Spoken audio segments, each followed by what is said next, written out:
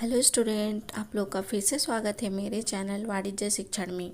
पिछले वीडियो में मैंने आपको ख्याति के कुछ इम्पोर्टेंट्स पार्ट बताए थे तथा नेक्स्ट वीडियो में आपको ख्याति के और जो बचे हुए पार्ट्स हैं तथा जो बिंदुएं हैं उन पे हम एक नए वीडियो के साथ आपके सामने ख्याति को लेकर मैंने यह वीडियो बनाया है, जिससे आपको ख्याति को संपूर्ण तथा पूर्ण रूप से समझने में सरलता प्राप्त हो। इसी तरह से और भी जानकारियाँ प्राप्त करने के लिए मेरे वीडियो से जुड़े रहें तथा मेरे वीडियो को लाइक, शेयर और सब्सक्राइब करना ना भूलें। तो चलिए आइए देखते हैं ख्याति के मूल्य को प्रभावित करने वाले तत्व या घटक, ख्याति के भेद और ख्याति के मूल्यांकन की दशाओं को विस्तारपूर्वक समझते हैं। ख्याति के मूल्य को प्रभावित करने वाले तत्व या घटक। पहला है व्यवसाय का आकार। यदि किसी व्यवसाय का आकार बड़ा है तो ख्याति का मूल्य अधिक होता है। उसी प्रकार यदि व्यवसाय छोटा है तो ख्याति का मूल्य कम होगा। अतः व्यवसाय का आकार ख्याति के मूल्य को प्रभावित करता है। दूसरा, व्यवसाय का स्थान। यदि व्यवसाय ऐसे स्थान पर है जहां ग्राहकों की पहुंच सरल एवं सुविधाजनक हो, तब ग्राहक अधिक आएंगे, जिससे व्यवसाय की ख्याति में वृद्धि होगी। तीसरा, व्यवसाय की अवधि।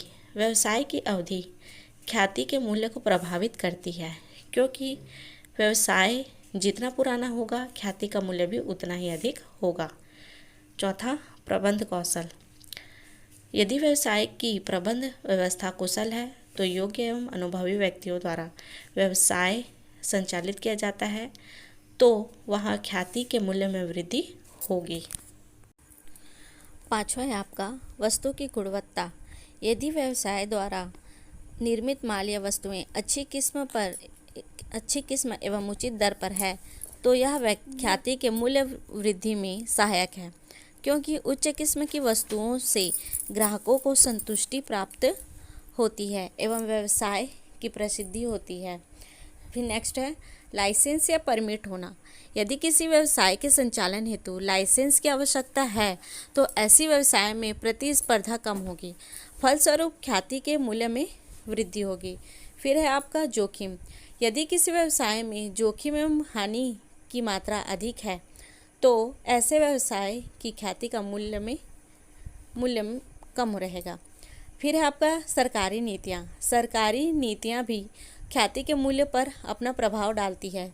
यदि सरकारी नीतियाँ व्यवसाय के अनुकूल होंगी तो ख्याति के मूल्य में वृद्धि होगी। फिर है आपका अन्य घटक। इसके अतिरिक्त निम्न घटक हैं। पहला, आर्थिक एवं राजनीतिक दशाएं, लाभों की मात्रा, औद्योगिक संबंध, पेटेंट एवं एकाधिकार, वस्तु की लोकप्रियता आदि। ये सब क्या है? इसके अन्य घटक हैं। फिर हम देखते हैं ख्याति के भेद। ख्याति के दो भेद बताए गए हैं। पहला, क्रय की गई ख्याति। यदि ख्याति प्राप्त करने हेतु कुछ मूल्य चुकाया जाता है तो ऐसी ख्याति क्रय की गई ख्याति कहलाती है।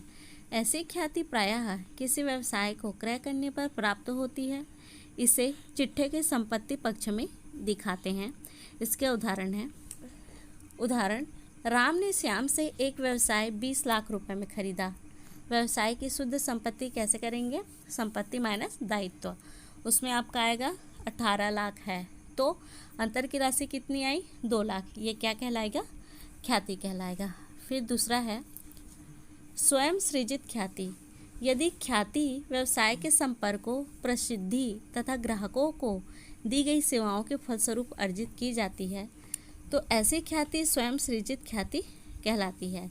लेखांकन प्रमाप 26 के अनुसार इसका लेखा पुस्तकों में नहीं किया जाता है। ख्याति के भेद को 2 रूप बताए गए हैं। फिर है आपका ख्याति के मूल्यांकन की दशाएं। फर्म में नए साझेदार के प्रवेश होने पर, किसी साझेदार के अवकाश ग्रहण करने या मृत्यु होने पर, साझेदारों के लाभ हानि अनुपात में परिवर्तन होने पर। चौथा, फर्म को बेचने अथवा किसी अन्य फर्म के साथ एकीकरण होने पर, फर्म का कंपनी के रूप में परिवर्तन करने पर, और आपका लास्ट है लाभ हानि ज्ञात करने की विधि में परिवर्तन करने पर। ये सारे क्या थे, ख्याति के मूल्यांकन की दशाएं थी। इसी तरह से मेरे वीडियो से जुड़े रहें तथा मेरे वीडियो को लाइक, शेयर और सब्सक्राइब करना ना भूलें, ताकि मैं आप लोगों को वाणिज्य शिक्षण से संबंधित नए नए वीडियो आप तक आसानी से पहुंचा सकूं तथा वाणिज्य शिक्षण की जानकारियां आपको दे सकूं।